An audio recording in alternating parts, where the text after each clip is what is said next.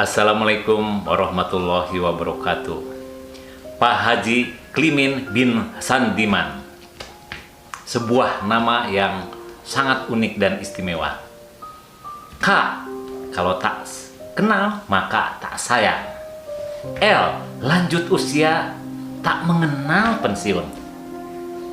I, indahnya melihat menyaksikan great heroes yang penuh inspiratif. M, makin lanjut usia makin bersemangat dan makin senang berbagi. I, inilah Pak Haji Klimin yang penuh pesona. Dan yang terakhir, N, nasihatnya menjadi teladan kita semua. Mari kita saksikan perbincangan kami bersama Pak Haji Klimin. Saya waktu tamat sekolah nggak menyambung kuliah, jadi saya di pasaran semua saya kerjakan. Bahkan terakhir sebelum masuk Telkom, saya supir angkot, Pak. Saya sebagai supir angkot di pasaran. Sungguh saya sedih. Semua sudah saya kerjakan. Dari mulai kenek dari bangunan sampai supir angkot saya kerjakan.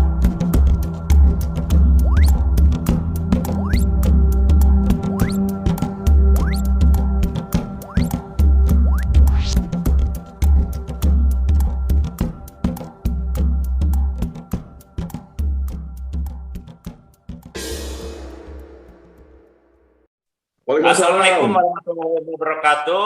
Waalaikumsalam warahmatullahi wabarakatuh. Semangat pagi.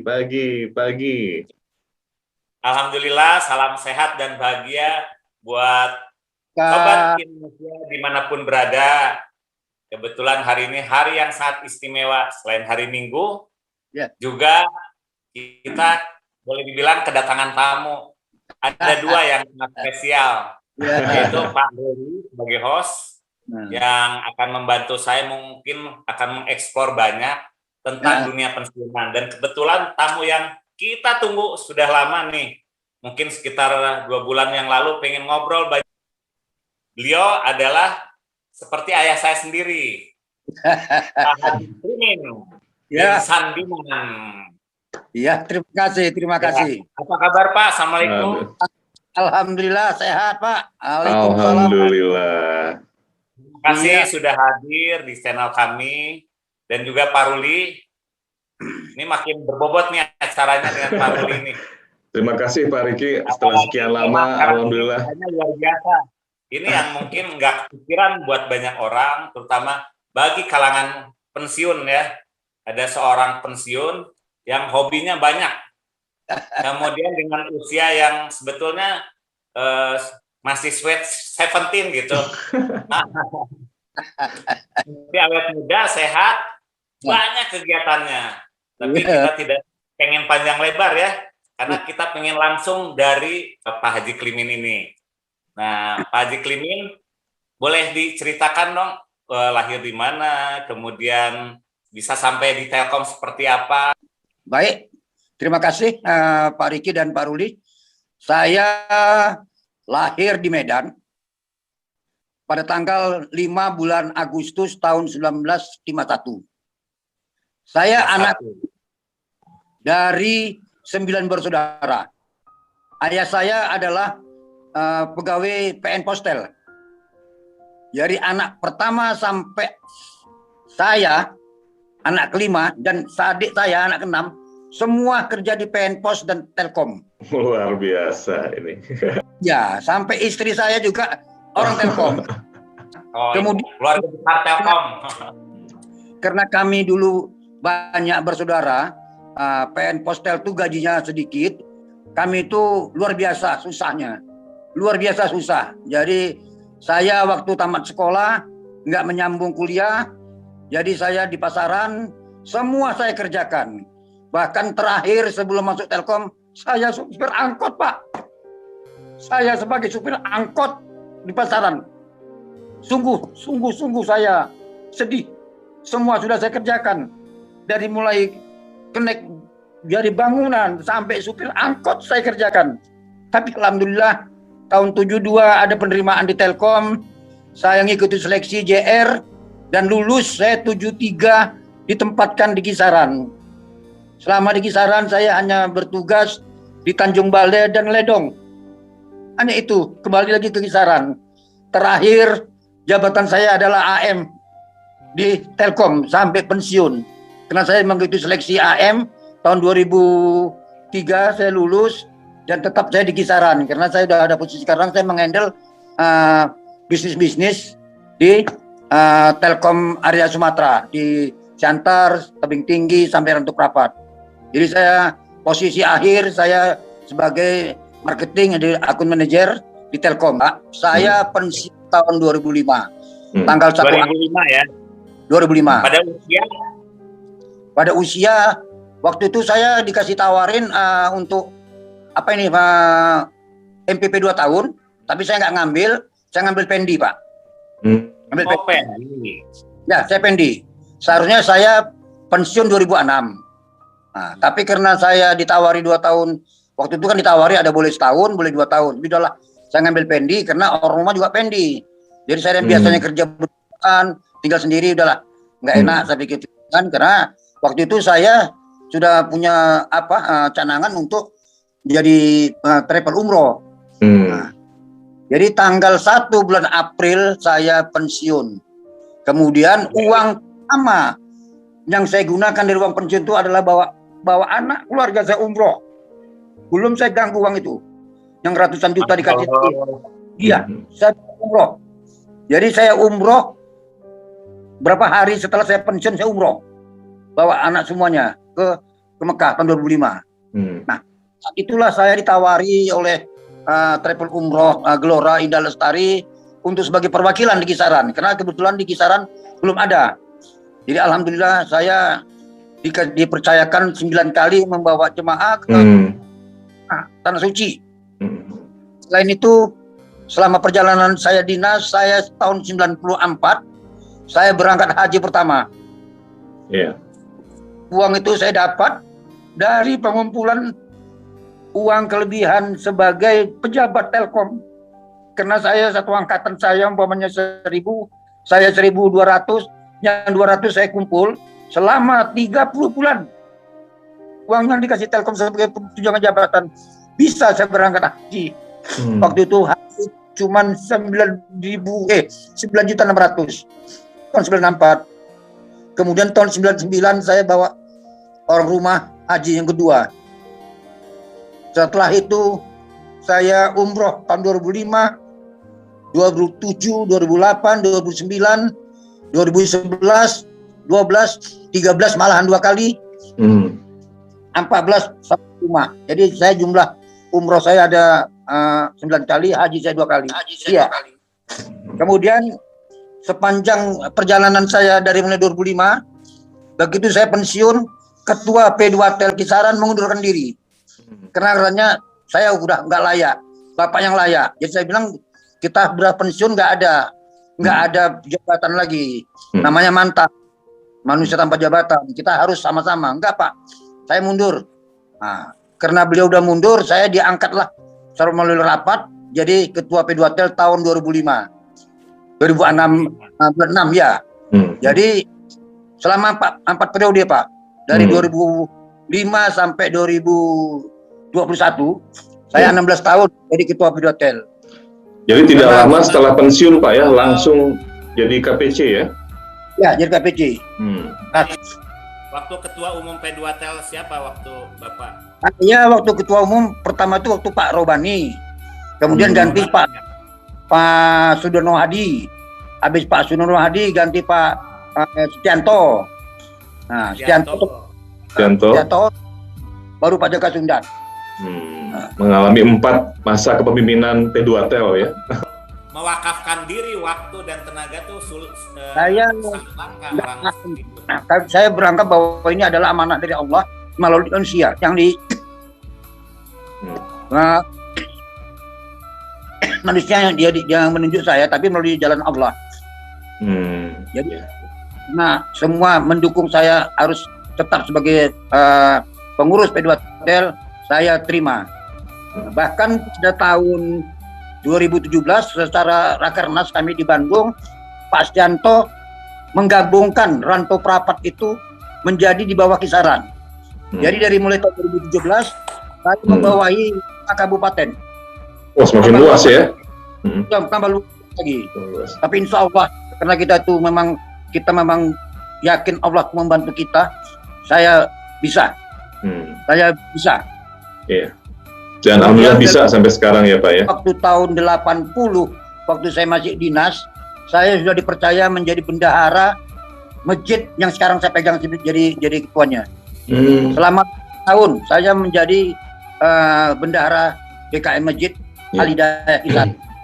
Kemudian waktu saya kembali, saya lepas sama dengan yang muda, kembali saya kemari, ketua yang meninggal, rame-rame jemaah ke rumah minta saya kembali ketua DKM Masjid ini. Baik Pak Klimin, sebentar Pak, nih saya tertarik nih Pak Riki. Ini Pak Klimin ini tidak lama setelah pensiun langsung menjadi KPC nih Pak. Ya, dengan ini aspirasi dari seluruh anggota kan di sini. Nah, maksud saya Pak Riki, ini nih sepertinya ada sesuatu di Pak Klimin yang diperbuat selama masih aktif bekerja Pak, sehingga orang-orang menjadi percaya yang tadi sudah sebutkan tadi ya, menjadi ketua bendahara DKM ya Pak ya. Ya, mungkin ada yang lain mungkin ya yang membuat orang-orang kok percaya nih Pak Klimin ini selain bekerja juga dalam berorganisasi juga bagus begitu Pak, dipercaya mungkin begitu ya. Ada Pak selain menjadi aktif di DKM Pak? Betul. Saya pengurus sosial Kemalangan Pak selama 31 tahun. Luar biasa, itu dia Pak Riki. Ya. Terus sosial Kemalangan selama 31 tahun. Iya. Nah, teman yang muda-muda dengan waktu saya nerima dari estafet dari yang pengurus lama 0 rupiah. Tapi saat menyerahkan kepada pengurus yang baru 11 juta rupiah uang dengan peralatan lengkap semuanya saya serahkan. Di lembaga apa Pak? Setiap Kemalangan tuh apa Pak ya? Pokoknya setiap ada Kemalangan kita yang ngurus Pak di sini. Jadi masyarakat di sana ya? Ya, masyarakat di sana Pak. Nah kemudian Pak, saya pengen tahu aja satu atau dua cerita yang sangat menyentuh yang tentang perjalanan Bapak di P2T menyangkut nasib pensiun atau cerita-cerita yang paling menyentuh lah, atau di DKM sendiri. Silakan Pak. Terima kasih. Kalau di masalah pensiunan, mengurus pensiunan itu masih banyak suka dukanya Pak. Karena waktu saya menjadi ketua itu masih banyak pensiunan yang tua-tua di kisaran. Tapi karena saya membayangkan abang mama saya pensiunan, saya ikhlas benar-benar mengurus orang-orang di sini. Karena saya yakin saya urus orang yang di kisaran, mama saya sebagai pensiunan janda, abang-abang saya, kakak saya yang di Medan diurus orang. Ternyata benar. Apa yang saya tanya sama mama saya, mama bagaimana ngurus pensiunan? Aku ditolong orang-orang itu nak, tanya. Alhamdulillah mak, aku pun nolong orang di sana, saya bilang. Jadi ada imbal baliknya insya Allah. Apa yang saya perbuat di sini ternyata mak saya, kakak saya, abang saya di sana pensiunan ditolong orang juga Pak sama pengurus sana. Jadi memang nyatanya berbuat baik itu ternyata tidak sia-sia. Allah tidak akan mencatat semua kebaikan kita. Makanya jangan pernah merasa sulit untuk berbuat kebaikan. Jangan merasa bahwa kita itu tidak berbuat kebaikan. Berbuat kebaikan sampai kapanpun, semampu kita, karena Allah akan membalas jasa semua kita. Kedua, saya merasa sangat ini Pak, masalah hidup saya ini, karena saya dulu pernah orang susah. Saya selalu dengan orang susah. Di sini saya membentuk suatu sampai sekarang nih pembinaan anak yatim Pak di sini Pak. Alhamdulillah. Setiap hari raya kemarin saya ngasih anak yatim mau lebaran sebesar 1,5 juta per orang Pak. Jadi kalau ada anaknya 4 juta saya kasih. Kalau 3 ya 4,5 juta. Itu sebulan, tiap akhir bulan saya kasih 100.000. Kemarin waktu buka punggahan saya kasih 300.000 per rumah tangga, bukan anak. Nah kemarin nenekan kelas saya kasih satu orang 1 juta Pak. Alhamdulillah Pak, saya anak yatim di sini luar biasa. Dan sampai sekarang ini posisi anak yatim saya keuangannya masih lumayan Pak. Masih ada sekitar ini uang saya Pak, anak yatim nih, saya pegang semua nih Pak. Yang dikelola masjid ya Pak ya? Ya, ini anak yatim yang saya kelola. Pada posisi sekarang ini ada uang saya dikas ini 103 juta, 103 juta lagi. Karena semua ini memang saya dipercaya sama mereka. Jadi bendahara itu tetap menyerahkan, mereka megang uang masuk ke rekening, buku saya yang megang. Nah, jadi alhamdulillah kerjasama ini baik ini berjalan sudah sangat lama Pak. Alhamdulillah kali Pak. Jadi kita rasanya kalau memang kita menolong orang, saya kemudahan dikasih orang. Satu contoh Pak, perjalanan saya mengurus masjid, mengurus sosial Kemalangan itu tanpa gaji, tapi Allah memberi gaji luar biasa. Anak saya mau kuliah kemana saja, nah, bisa lulus. Nah, kuliah di Medan lulus, kuliah di UI lulus, ikuti PNS lulus, semua gampang Pak. Jadi berbalik dalam bentuk yang berbeda ya Pak ya? Ya. Tanpa yang disangka-sangka ya mungkin ya? Sampai anak saya yang sekarang di Tangerang, mungkin kalau Pak Ruli mungkin ya mau percaya tidak percaya, tapi dia bilang Allah ini masjid, saya nggak akan rokok. Proses pindah ada 1 malam Pak.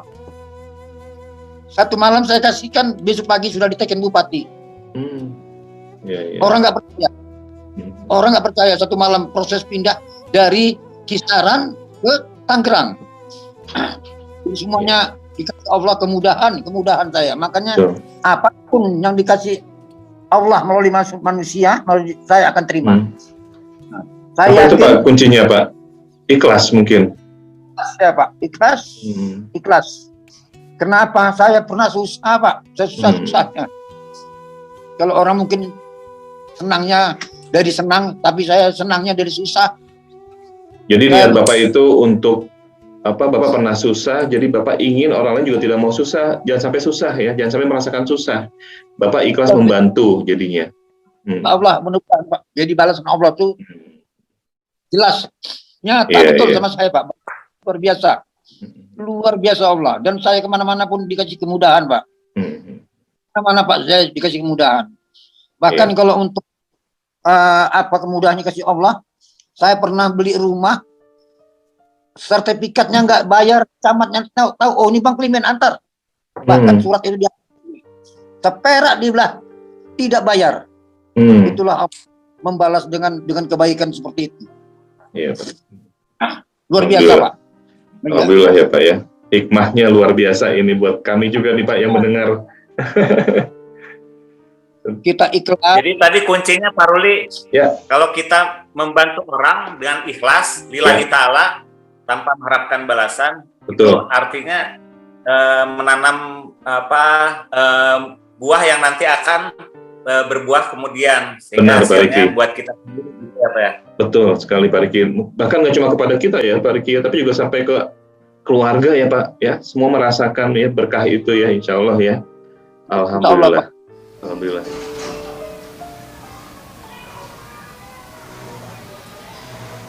Alhamdulillah, obrolan singkat kami bersama Pak Haji Klimin, saya dibantu oleh Pak Ruli Prayoga, telah usai. Sungguh menarik dan inspiratif dengan pengalaman beliau, dan terutama poin yang sangat besar adalah rasa sosial solidaritas yang tinggi telah membawa dia hidup dengan kebahagiaan, kesehatan, keberkahan. Sehingga apa yang dilakukan dengan senang berbagi, baik di DKI Masjid maupun di P2Tel, telah membawa dia dan keluarganya terutama memperoleh keberkahan yang luar biasa, kebahagiaan yang luar biasa. Terbukti dia telah umroh sampai 9 kali, naik haji 2 kali, dan sekarang anak-anaknya pun sungguh berhasil. Itulah bekal dan nilai-nilai yang bisa kita ambil dari beliau. Kita akan lanjut di part kedua, tentunya akan menarik karena di sana kita akan melihat hobi-hobi yang sangat luar biasa dari Pak Haji Klimin, yaitu menciptakan karya puisi, kemudian mengumpulkan uang koin dengan nilai yang luar biasa. Kita nantikan saja di part kedua. Salam sehat dan bahagia buat kita semua. Assalamualaikum warahmatullahi wabarakatuh.